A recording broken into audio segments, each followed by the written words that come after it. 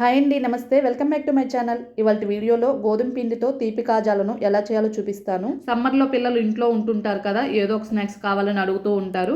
అలాంటప్పుడు ఇలా గోధుమ పిండితో కాజాలను అయితే చేసి పెట్టండి. టేస్ట్ అయితే చాలా బాగుంటాయి. క్రిస్పీగా, స్వీట్గా తినే కొద్దీ ఇంకా తినాలనిపిస్తుంది. ఇంక లేట్ చేయకుండా ఈ క్రిస్పీ స్వీట్ కాజాలను ఎలా చేయాలో చూపిస్తాను. ముందుగా ఇలా ఒక బౌల్ తీసుకొని ఇందులోకి 2 కప్పుల గోధుమ పిండిని తీసుకోవాలి. అలాగే కొంచెం రుచికి సరిపడా ఉప్పును వేసుకోండి, మరీ ఎక్కువ అవసరం లేదు. అలాగే 1 టేబుల్ స్పూన్ వరకు నెయ్యిని వేసుకోండి. ఈ నెయ్యి ప్లేస్లో మీరు బటర్నైనా అయినా వేసుకోవచ్చు, లేదంటే నూనెనైనా వేసుకోవచ్చు. ఈ నెయ్యి పిండికి చక్కగా పట్టేలాగా పిండిని ఇలా చేతితో రబ్ చేసుకుంటూ కలపాలి. చూడండి, ఇలా బాగా కలుపుకున్న తర్వాత ఇప్పుడు ఇందులో ఒక నీళ్ళని అయితే యాడ్ చేసుకోవాలి. నీళ్ళను ఒక్కసారిగా యాడ్ చేసుకోవద్దు, పిండి జారైపోతుంది.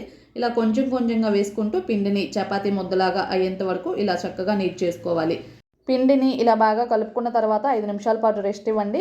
ఇప్పుడు చపాతీ చేసుకోవడానికి ఇలా ఫ్లోర్ పైన ఇలా తడి క్లాత్తో శుభ్రంగా క్లీన్ చేసుకోవాలి.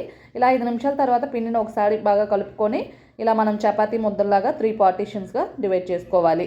మనం కొంచెం పెద్ద ముద్దలను తీసుకుంటే చపాతీలను చాలా త్వరగా ఈజీగా చేసేసుకోవచ్చు. చిన్న ముద్దలు అయితే కొంచెం టైం ఎక్కువ పడుతుంది. ఇక్కడ చూడండి, క్లీన్ చేసుకున్న సర్ఫేస్ పైన ఇలా పొడి పిండిని అయితే చల్లుకొని మనం రెడీ చేసుకున్న ఈ చపాతీ ముద్దలను దీనిపైన పెట్టేసుకొని ఇలా రోలర్ తోటి చపాతీలాగా చేసుకోవాలి. అటు మరీ మందంగా కాదు, అలానే పలుచగా కాదు. మనం చపాతీని ఎలా అయితే చేసుకుంటామో అలా ఈవెన్గా రోల్ చేసుకోవాలి. ఇలా చేసుకున్న తర్వాత ఎడ్జెస్ అన్ని కట్ చేసుకొని ఇప్పుడు సమానంగా ఇలా ఘాట్లు అయితే పెట్టేసుకోవాలి. మీకు స్క్వేర్ షేప్లో కావాలంటే స్క్వేర్ షేప్లో కానీ, లేదంటే డైమండ్ షేప్లో అయినా కట్ చేసుకోవచ్చు. ఇలా అన్ని చపాతీలను ఇదే విధంగా చేసుకొని ఇలా అన్నిటిని కట్ చేసుకొని ప్లేట్లోకి అయితే తీసుకోవాలి. ఇప్పుడు స్టవ్ మీద డీప్ ఫ్రైకి కడాయిలో ఆయిల్ వేడి చేసుకున్న తర్వాత, ఆయిల్ వేడైన తర్వాత ఫ్లేమ్ని మీడియంకు టర్న్ చేసుకొని మనం రెడీ చేసుకున్న కాజాలను ఆయిల్లో ఒక్కొక్కటిగా వేసుకోవాలి. అన్నీ ఒక్కసారిగా వేసుకోకుండా ఇలా ఆయిల్కి సరిపడా మాత్రమే వేసుకొని మీడియం ఫ్లేమ్ మీద అటు ఇటు 2 సైడ్స్కి టర్న్ చేసుకుంటూ కాల్చుకోవాలి. హై ఫ్లేమ్లో ఫ్రై చేశారంటే ఇవి త్వరగా కలర్ వచ్చేసి సరిగా వేగవు, మెత్తగా ఉంటాయి. అందుకని వీటిని మీడియం ఫ్లేమ్లో మాత్రమే ఫ్రై చేసుకోవాలి. చూడండి, ఇక్కడ కలర్ వచ్చేసాయి, అలాగే క్రిస్పీగా కూడా అయ్యాయి కదా.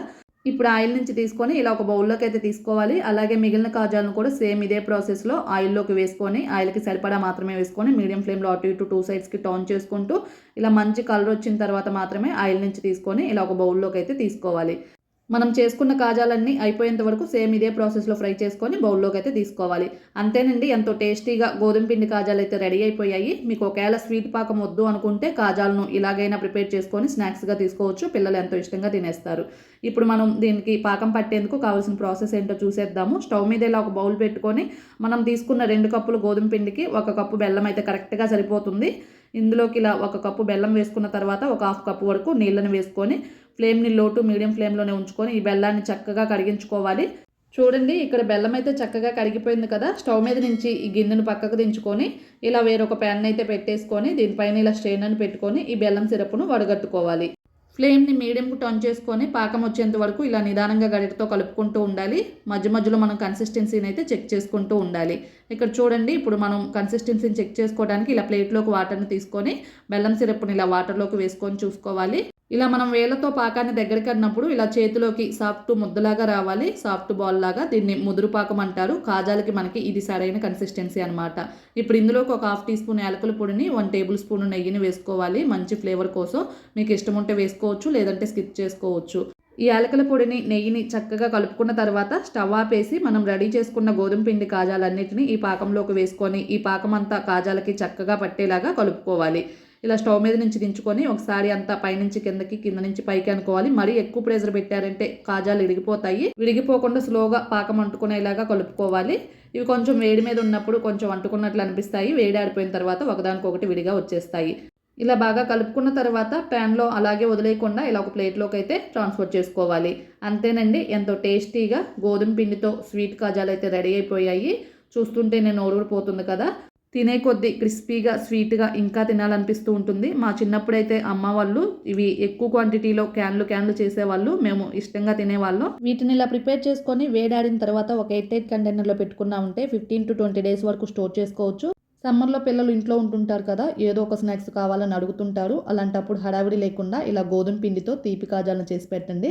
ఎంతో ఇష్టంగా తినేస్తారు. తినే కొద్దీ ఇంకా కావాలంటారు. పిల్లలకి స్కూల్ టైమ్స్ అప్పుడు కూడా స్నాక్స్ బాక్స్లో చేసి పెట్టవచ్చు. ఇంక లేట్ చేయకుండా మీరు కూడా ఇలా గోధుమ పిండితో తీపి కాజాలను ఒకసారి ట్రై చేసి టేస్ట్ ఎలా వచ్చాయో కామెంట్ బాక్స్లో మీ ఫీడ్బ్యాక్ని అయితే తెలియచేయండి. మీకు ఈ వీడియో నచ్చితే లైక్ చేయండి.